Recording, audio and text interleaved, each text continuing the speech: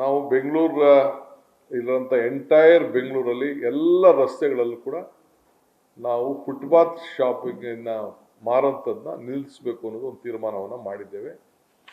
ಈಗ 27,665 ಜನ ನಾವು ಫುಟ್ಪಾತಲ್ಲಿ ಮಾರ್ತಾ ಇದ್ದೀವಿ ಅಂತೇಳಿ ಅಫಿಷಿಯಲ್ ಆಗಿ ರಿಜಿಸ್ಟರ್ ಮಾಡಿದ್ದಾರೆ.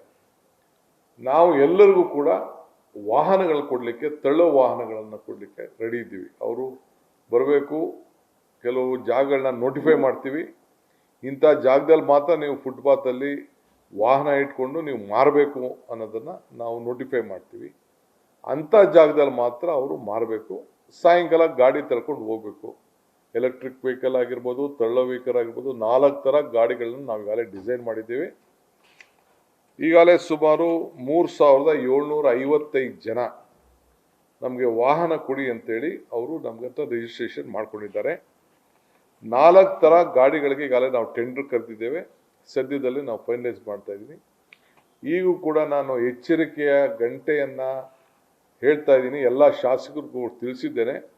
ನಾಳೆ ನಮ್ಮ ಮೇಲೆ ಒತ್ತಡ ತರಕ್ಕೆ ಹೋಗ್ಬೇಡಿ ಅಂತ. ಯಾರಾದ್ರೂ ರಿಜಿಸ್ಟ್ರೇಷನ್ ಮಾಡ್ಕೋಬೇಕು ಅವರೆಲ್ಲ ಮಾಡ್ಕೊಳ್ಳಿ. ಏಕೆಂದರೆ ಕಾನೂನಲ್ಲಿ ಫುಟ್ಪಾತಲ್ಲಿ ಅಂಗಡಿಗಳು ಮಾಡ್ಕೊಳ್ಳಿಕ್ಕೆ ಇರುವುದಿಲ್ಲ. ಒಂದೇ ಸತಿ ಅದನ್ನು ಮಾಡೋಕ್ಕಾಗದೇ ಇರ್ಬೋದು, ಬಟ್ ನಾವು ಸಿಸ್ಟಮೆಟಿಕ್ಕಾಗಿ ಆ ಏರಿಯಲ್ಲಿ ಅವನ್ನೆಲ್ಲ ಶಿಫ್ಟ್ ಮಾಡಲಿಕ್ಕೆ, ಯಾಕೆಂದರೆ ಪಾದಚಾರಿಗಳು ಓಡಾಡೋಕ್ಕೆ ಭಾಳ ಕಷ್ಟ ಆಗ್ತಾ ಇದೆ. ಅದು